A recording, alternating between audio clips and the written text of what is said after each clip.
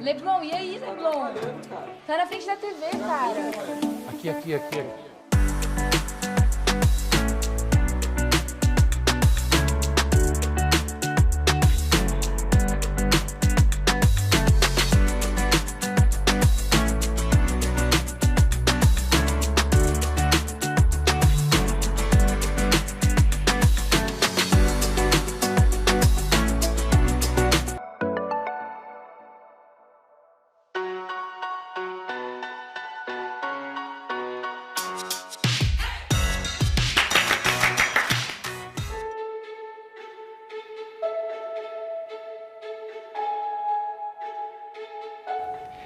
Aqui no Mosteiro de São Bento é impossível não se impressionar.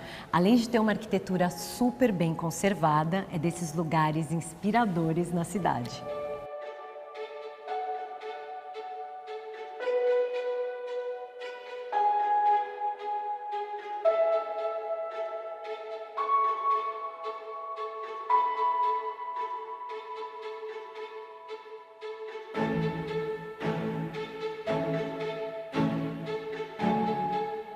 São Bento foi fundador dos monges beneditinos, ele é padroeiro da Europa e ele nos protege contra todos os males. Sabe aquela medalhinha de São Bento? Contém uma oração exorcista para espantar os demônios. Poxa, tá aí. Eu não sabia dessa história do São Bento, não. Gostei. O mosteiro segue a tradição da arquitetura eclética germânica.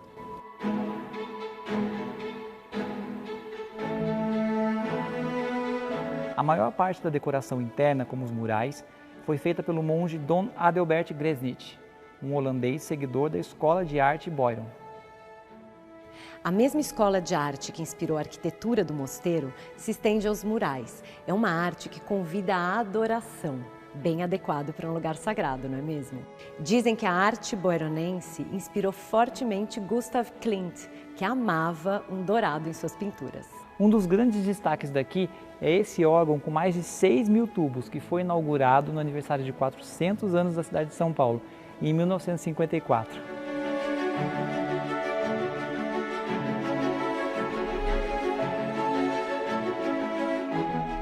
Nil, vamos contar um pouquinho da história desse piso, que além de formar esse tapete com essa paleta de cores incrível, ainda é cheio de simbolismos. Tapete de azulejo? Hã? Exatamente, Cris, aí eu já te conto algumas coisas aqui. Nessa figura do losango, que são triângulos opostos, a gente tem a representação da Santíssima Trindade. Logo aqui ao centro, um círculo, que é Deus na sua forma perfeita. E aqui à frente, nessa outra formação do tapete, os quadrados, que representam a humanidade.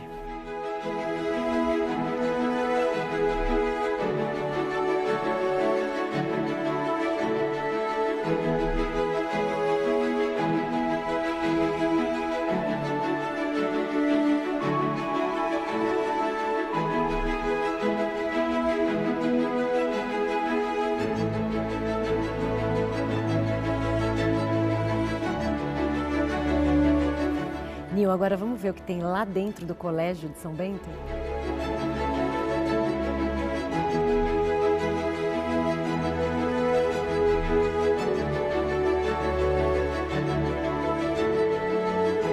E aqui eu estou no interior da capela do colégio, que foi construída nos anos 30, um pouco depois da igreja.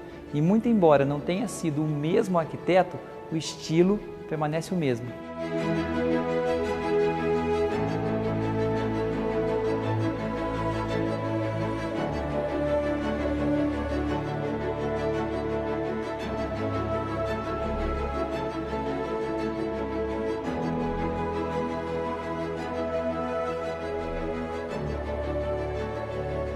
Aqui nesse prédio a gente tem várias curiosidades e uma delas são esses vitrais que mostram a ladainha de Nossa Senhora. Cada um desses nomes representa um título da Virgem Maria na Igreja Católica.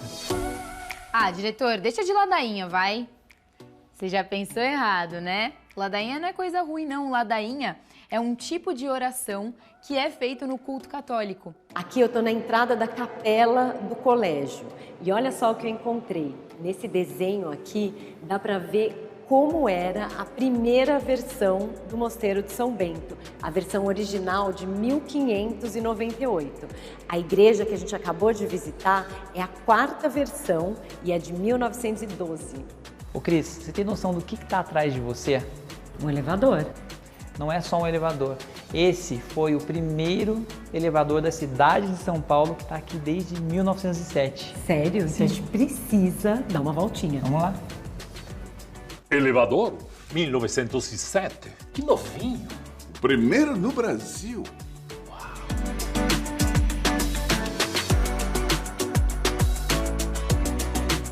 No último domingo do mês, acontece um programa ótimo aqui no Mosteiro. Verdade. É uma missa com canto gregoriano, seguida de um espetáculo nesse teatro que a gente tá, e depois um brunch dos deuses, nesse caso, literalmente, que acontece no refeitório do colégio, que também serve de cenário para festas de casamento. Gente, essa igreja é deslumbrante. Como é que tem alguém que não conhece esse lugar maravilhoso? Aqui a gente está na Sala do Papa. O último que sentou nessa cadeira foi o Bento XVI, em 2007. E os monges beneditinos, Cris, eles têm um mantra, que é ora e labora, traduzindo oração e trabalho. E olha que eles trabalham muito. Da padaria do mosteiro, secretíssima, saem delícias como pão de mandioquinha, pão de mel, bolos, geleias artesanais e até cervejas.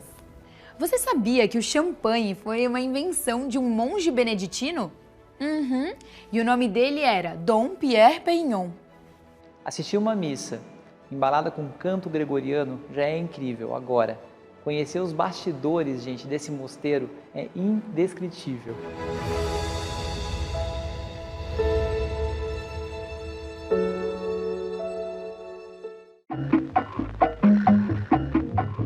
A pastilha é aquele revestimento do amor. Todo mundo tem uma lembrança afetiva com esse revestimento, seja na fachada de um prédio da infância ou num banheiro dos anos 90, anos 2000. Lembra que nessa época todo mundo tinha banheiro de pastilha? Ah, eu fiquei até emocionada agora. Minha avó tinha um banheiro assim, todo cheio de pastilhas, e eu adorava ir no banheiro só por causa das pastilhas. Adoro cerâmicas. Pois é, ao longo dos anos, o que mudou foi a maneira com que esse revestimento é produzido. Ô Cris, eu tô sabendo tudo de cerâmica. O Gustavo me ensinou tudo. Leblon, eu sei que você está se achando um grande expert na cerâmica, depois daquela visita à fábrica no nosso primeiro episódio. Aqui a gente também está falando de cerâmica, mas o processo de fabricação é totalmente diferente.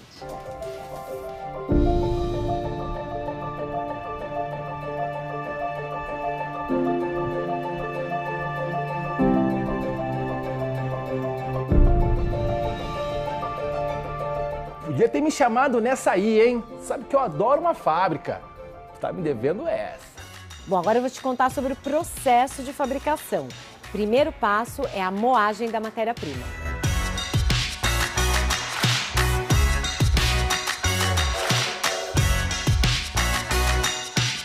O segundo passo, você conhece bem, né, Leblon? É transformar o pó em um líquido homogêneo. Quê? Transformar o pó em líquido até ficar homogêneo? Isso aí o Gustavo me ensinou.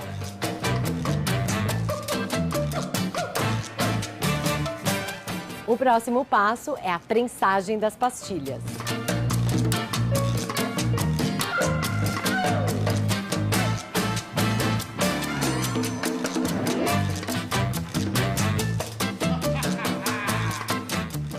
Em seguida, elas vão ser esmaltadas e depois vão para o forno.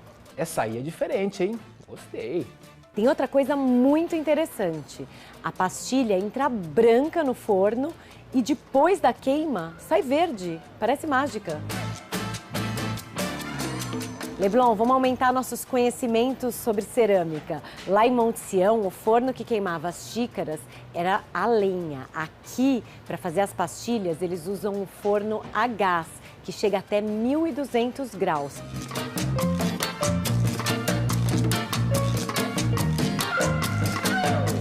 E tem outra diferença. Lá, o processo era todo manual em uma cor só. Aqui, o processo é todo industrial e com muitas cores.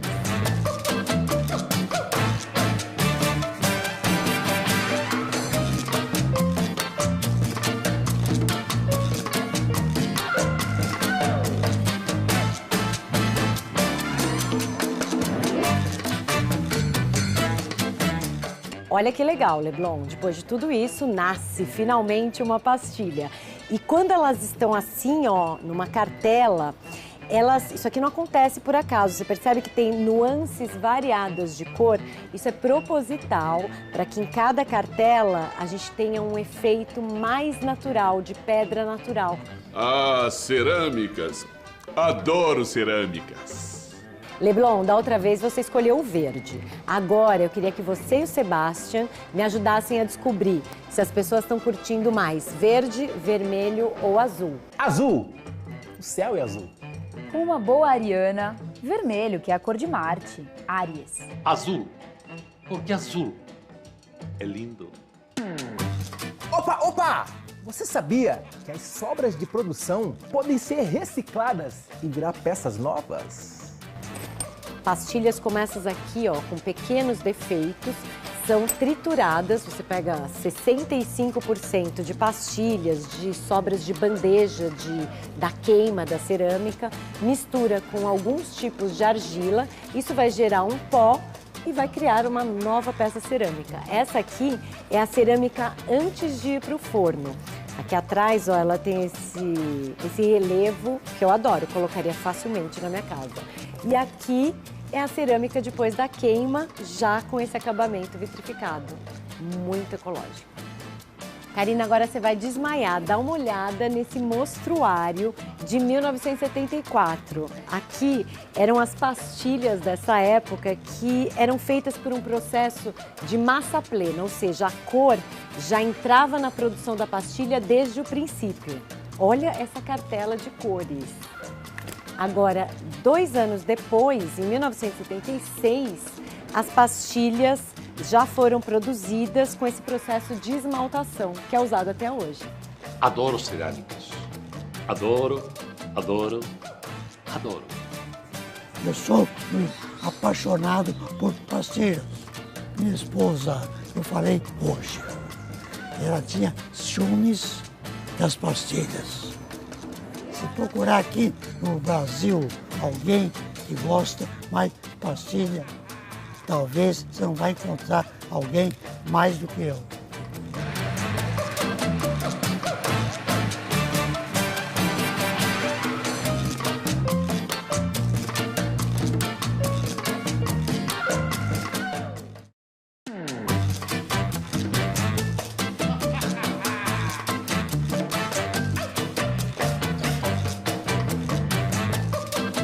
Banheiro é um lugar muito especial para mim. É o primeiro lugar que eu entro quando eu acordo. Então tem que ter esse clima, tem que ter essas plantas, tem que ter essa energia. Por isso que eu transformei esse espaço com a minha cara. Como eu gosto muito de maquiar, fazer o cabelo, ficar horas comigo mesma, eu coloquei uma penteadeira aqui que eu uso para fazer a maquiagem. E para combinar com esse revestimento azul, eu coloquei um tapete azul degradê. Uma dica ótima é você pegar uma bandeja bem bonita e organizar seus perfumes. Uma coisa também, as pessoas não têm costume de colocar quadros na parede do banheiro. E aqui eu coloquei alguns, são esses azulejos pintados.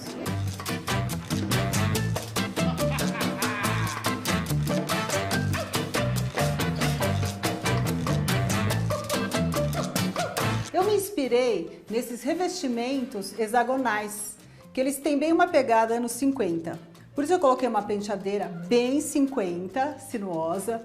Misturei também um pouco de 70, porque essas conchas, madrepérola, eu misturei tudo. Na verdade, foi uma inspiração geral, só para dar esse clima assim meio de água, de rio, de praia.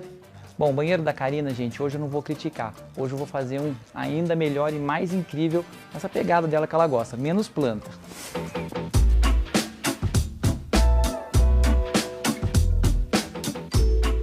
Bom, aqui é o meu banheiro spa. Muita palha, madeira, artesanato, coisas que eu uso normalmente nos meus projetos, tá tudo aqui. Uma dica que vale deixar com vocês é o seguinte: muitas vezes a gente não promove mudanças porque acha que vai gastar muito. Então, eu me preocupei bastante em trazer apenas soluções bem acessíveis para essa mudança.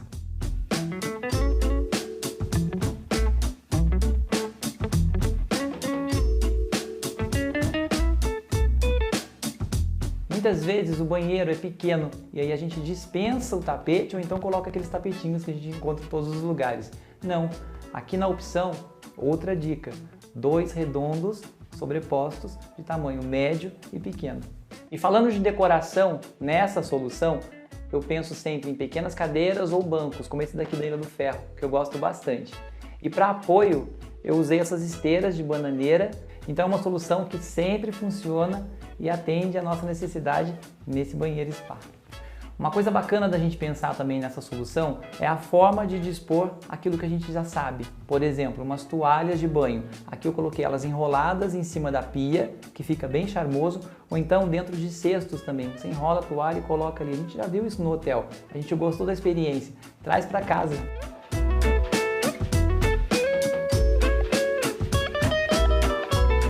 Vocês sabem como eu gosto de cor. E aqui, nesse revestimento, eu usei um verde escuro.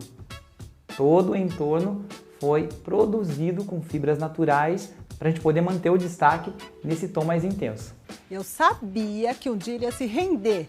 Tá todo natureba, ele fala que eu sou hippie, agora ele usou madeira, palha, tá vendo? Todo mundo tem solução.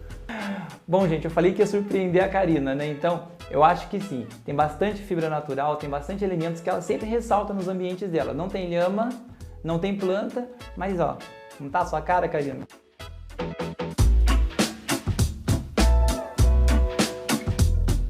Karina, aqui é o seguinte, essa decisão do rosa velho... Não é velho, Newton, é antigo. Não, é velho, é rosa velho. Não, não existe coisa velha, meu bem. Velharia é uma coisa, antiguidade é outra. Não, rosa velho.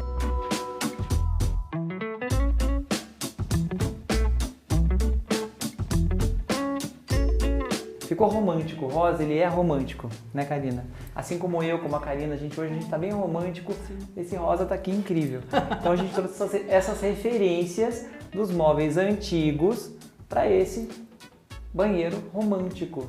A gente tem essa cristaleira original, é um Luiz XV, ela não foi restaurada, tá no estado perfeito. Você vê o vidro arredondado, bisotê, é uma antiguidade, isso tem valor. Olha, esses quadros é um exemplo. São peças pintadas à mão de cerâmica, aquelas coisas que a vovó fazia, a tia faz. Ela tem o seu lugar e tem o seu valor. A gente tem que saber usar, né, Nil? Minha avó não fazia isso, não. Não, é só vai velha ou antiga? Não, antiga. Aqui a gente usou uma composição de quadros em cima desse móvel como apoio. Poderia ser o espelho e já ia virar uma penteadeira bem clássica, que até combina mais com esse estilo, né? Um banheiro de Maria Antonieta, né? Exato. Daqui. Porque na verdade isso aqui tá parecendo até um quarto de vestir, não tá? Com essa cara assim. Exato. Eu acho isso uma dica boa. A gente não precisa ter um banheiro com cara de banheiro. A gente pode colocar o que a gente quiser. O banheiro cenográfico. Exatamente. Desde que você se sinta feliz lá dentro, né? A gente usou aqui nesse canto um mancebo, que é bastante útil para a gente pendurar toalhas e o que for, mas uma função adicional de trazer equilíbrio, principalmente aqui ó, na altura dos quadros. Falando em equilíbrio, Newton, a gente usou vários materiais aqui. Tem esses fios de seda, desse tassel, desse pingentão, madeira, ferro, usamos ouro velho. Ouro velho e cobre. Como a gente gosta de ambientes lúdicos, tem até um cachorrinho aqui para tomar conta. A Karina entrou com um cachorro e eu tirei as plantas. Tá é verdade, tem planta, tem uma flor, Uma. Sabe como chama? A lírio da paz, dá o dedinho.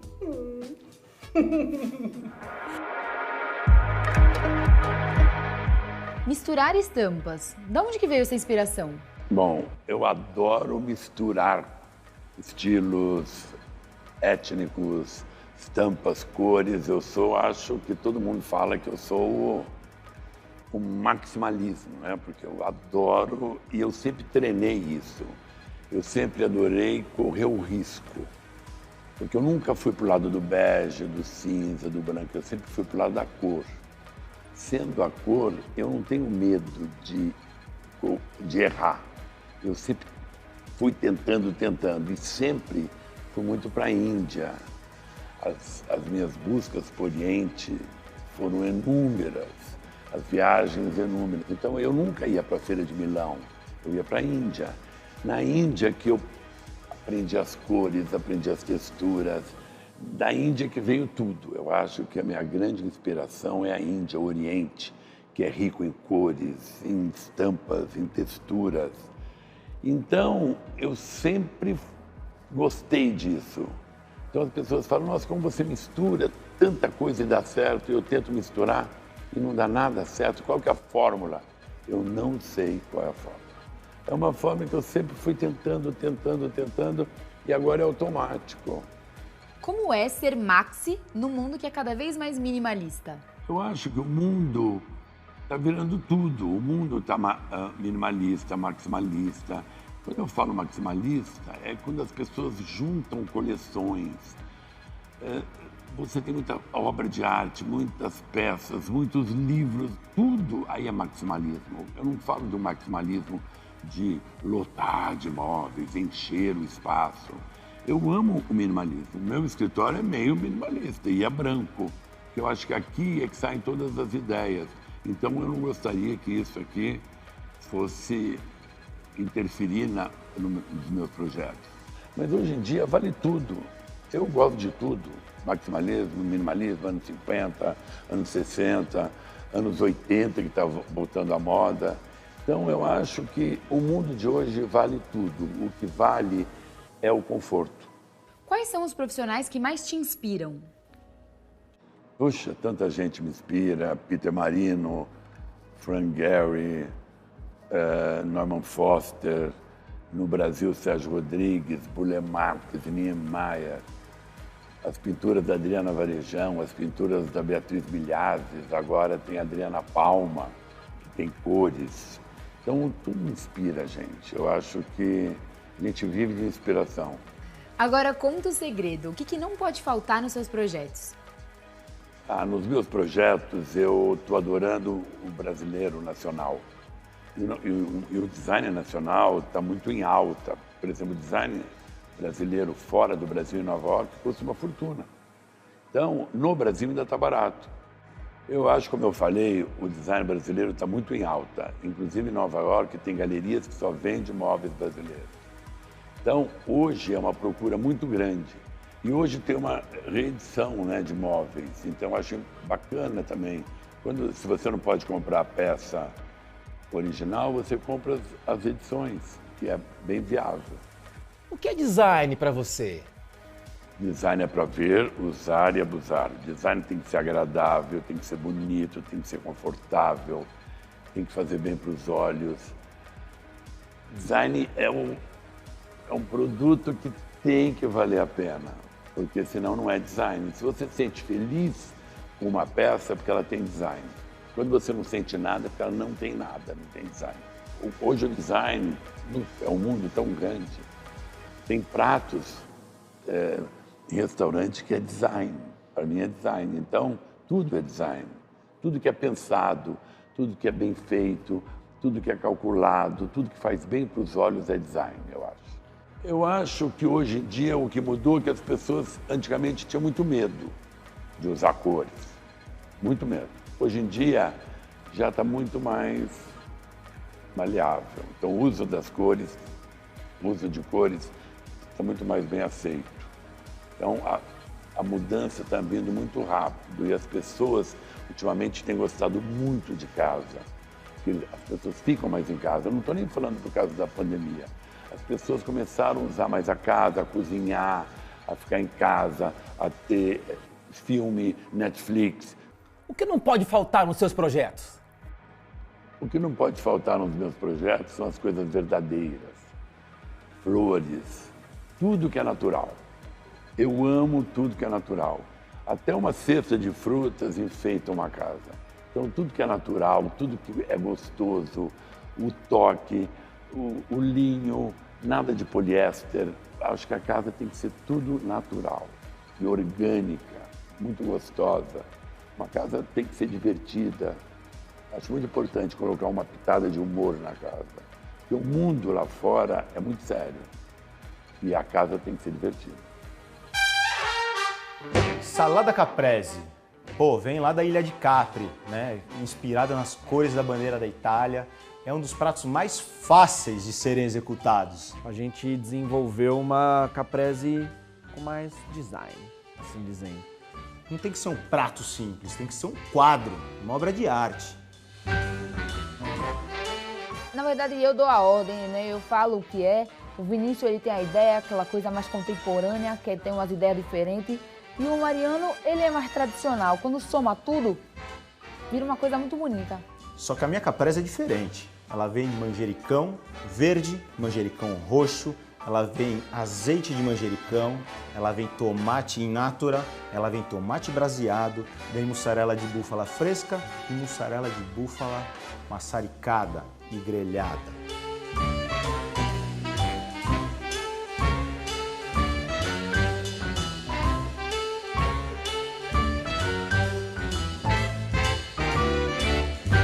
E esse resultado que vocês viram aí, ficou super bonita, ficou super delicada e bem saborosa, que além de tudo, além de ter o visual, o mais importante da comida é o sabor, né?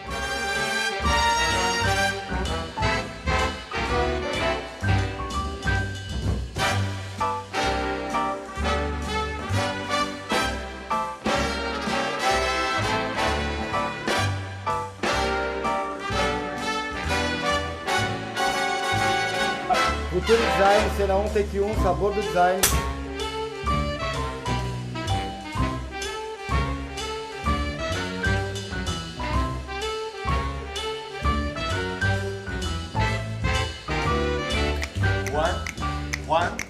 One, two, three, go! One.